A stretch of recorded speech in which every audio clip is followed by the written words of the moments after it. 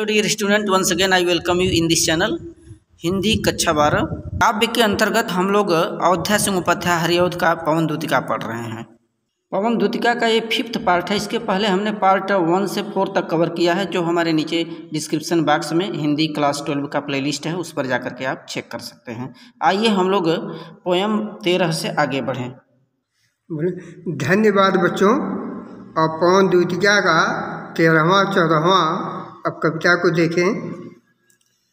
साँचे ढाला सकल बपु है दिव्य सौंदर्यशाली, सत पुष्पों सी सूरभ उसकी प्राण संपोषिता है। दोनों कंधे वृषभ बरसे हैं बड़े ही सजीले, लंबी बाहें कलभ भर करसी शक्ति की पेटिका है।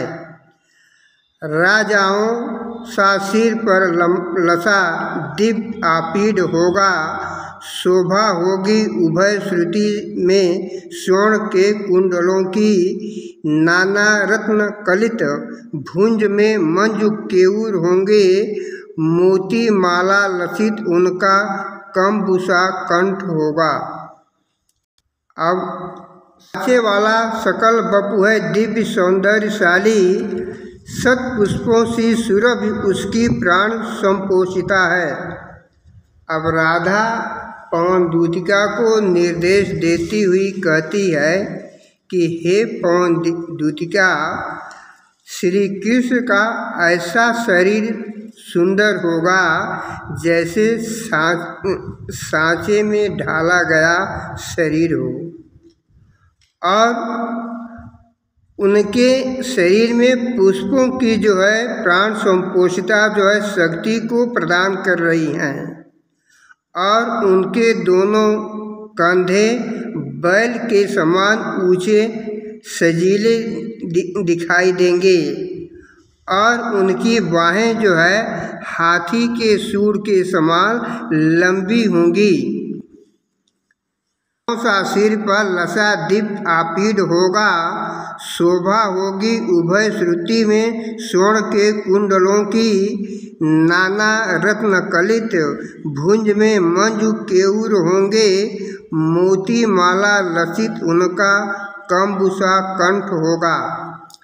अब राधा जो है पवन दूतिका को फिर समझाती हुई कहती है कि श्री कृष्ण का जो सिर होगा वो राजाओं की भांति उनके ऊपर जो है मुकुट चमकता होगा, और उनके दोनों कानों में सोने के कुंडल सुशोभित होंगे, और उनके बाहों में जो है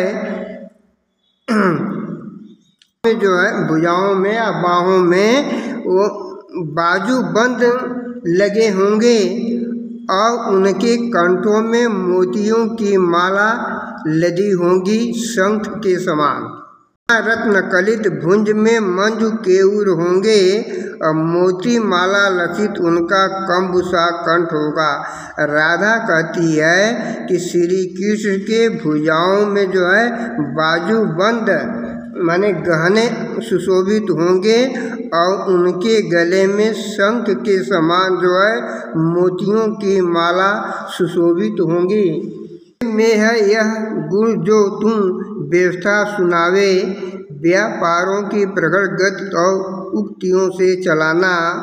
बैठे जो हो निज सदन में मेघ सी कांति वाले, तो चित्रों को इस भवन को ध्यान से देख जाना।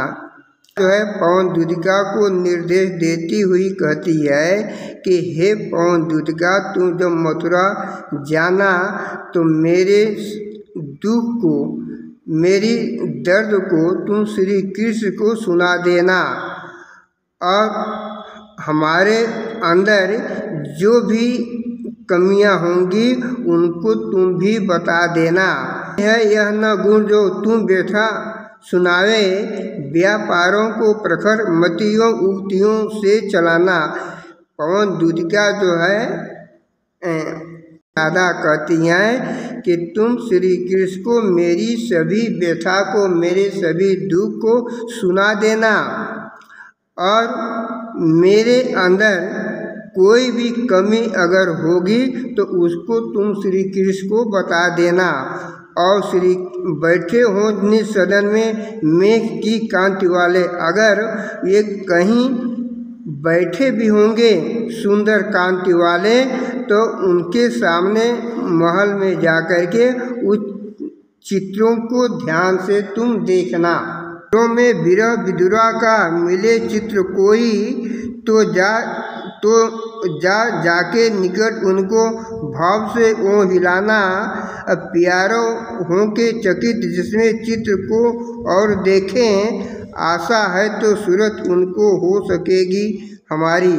अब राधा कहती है कि जब आप वहाँ जाओगे तो चित्रों को देख करके जो है उसको आकर्षित हो जाना और उन चित्रों को जो है उन थोड़ा हिला देना।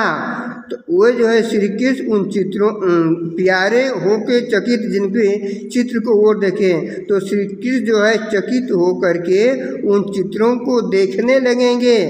आशा है वो सूरत उनको हो सकेगी हमारी, तो उनको जो है हमारी याद आ जाएगी कि राधा इस तरह वियोग में तड़पती होगी।